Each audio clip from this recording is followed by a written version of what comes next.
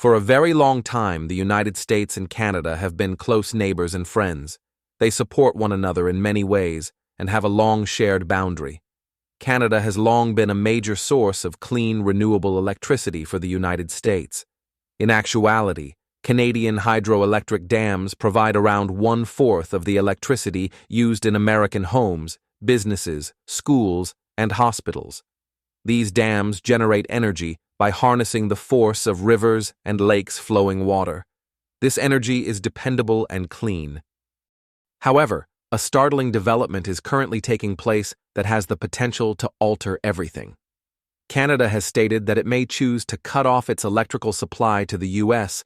if trade disputes and issues persist. Millions of people could be impacted by this audacious decision. Large hydroelectric dams that have been constructed over many decades provide the majority of Canada's electricity.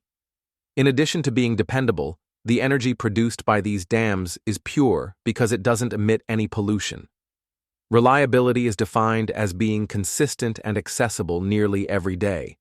A significant portion of the electricity in several U.S. regions, particularly the Northeast, is imported from Canada. The impact of Canada cutting off this supply would be comparable to abruptly losing a crucial component of a long-running machine.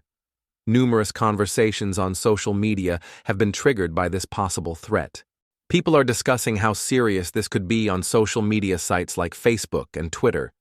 Simple words like "power in your hands" and "no lights, no life" are used in a lot of postings. To clarify that blackouts, in which buildings and houses lose their lights, and possibly the closure of companies, could result from the United States losing this power. According to experts, a disruption of this kind might cost the American economy billions of dollars.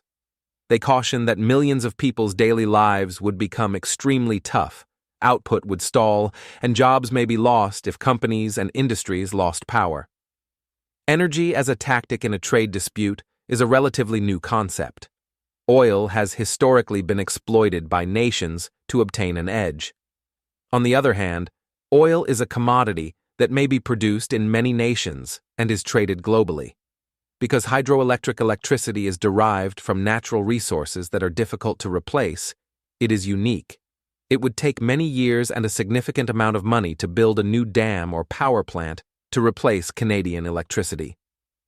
Because of this, Canadian hydroelectric power is a unique resource that offers Canada significant negotiating influence in global trade negotiations.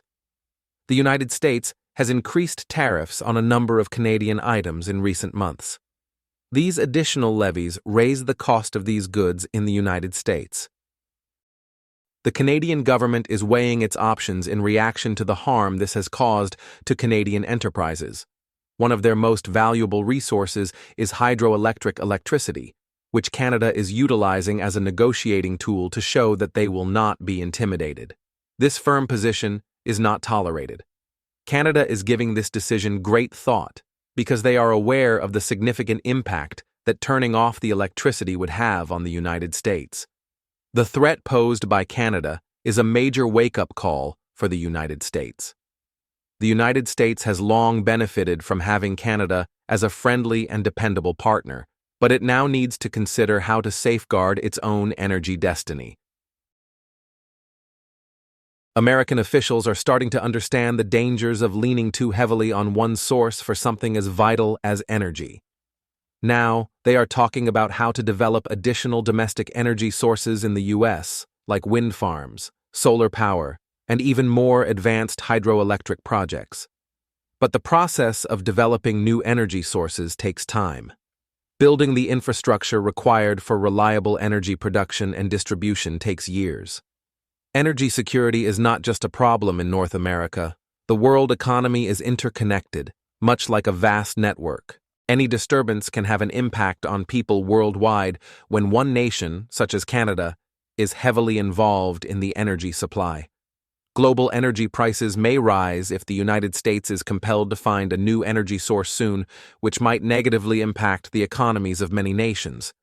In addition to the US and Canada, Europe, the Middle East, Asia, and Africa were also affected. At the same time, the situation that is developing demonstrates how the globe is evolving. The United States used to be seen as the leader in trade and technology, but other nations are increasingly catching up. For instance, China has developed robust industrial and technology sectors, making it a significant global participant. China has been one of the biggest commercial partners for several nations, both in Asia and Europe, throughout the last 10 years. China has put a lot of effort into creating a global trade network. So, even if the United States attempts to impose limitations, China can still sell its goods elsewhere. Countries may no longer rely on outdated behavioral patterns as a result of the shift in global power. The world is becoming more multipolar, meaning that many states share power, rather than relying on one or two strong powers. Every nation has something significant to contribute to this new system. India, Brazil, and Turkey, for instance, are all experiencing rapid growth and expanding their responsibilities in international trade. One glaring example of how these new global patterns are developing is the energy disagreement between the United States and Canada. It demonstrates that even long-standing friends must now be prepared to defend their own interests and collaborate with a range of partners. It is a brave step for Canada to use its hydroelectric power as a negotiating chip in order to guarantee equitable treatment in trade. It is an indication that the United States needs to develop a more resilient energy grid and become more self-reliant. Numerous conversations between professionals and officials have resulted from this circumstance. Many have maintained that a fair deal between the United States and Canada is the best approach to prevent an energy disaster. In this situation, diplomacy, which is resolving issues via communication and consensus building, is crucial. Both nations could safeguard their interests under a good deal without endangering those who rely on energy on a daily basis.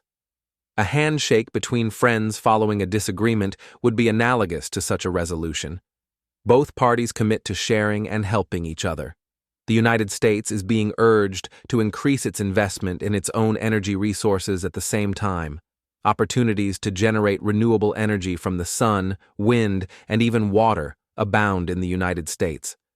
The United States may lessen its dependency on Canadian energy by increasing the number of wind farms, adding more solar panels, and upgrading its hydroelectric systems. It's also critical to remember that, despite the seriousness of this disagreement, it is not always a permanent one. Numerous analysts think that if the US and Canada keep communicating and negotiating, they might come up with a solution that benefits both parties. History has demonstrated that nations frequently band together and find methods to work together when faced with difficult obstacles. The world is changing, which is the bigger takeaway from this circumstance. No nation can remain isolated indefinitely.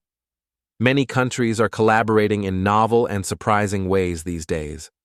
A more intricate and interconnected global system is replacing the conventional concepts of power and control. This new system includes trade, technology, and energy, and if nations are to prosper, they must learn to cooperate. The United States used to be in the lead, but nations like China and Canada are increasingly demonstrating that they have valuable resources and ideas to contribute.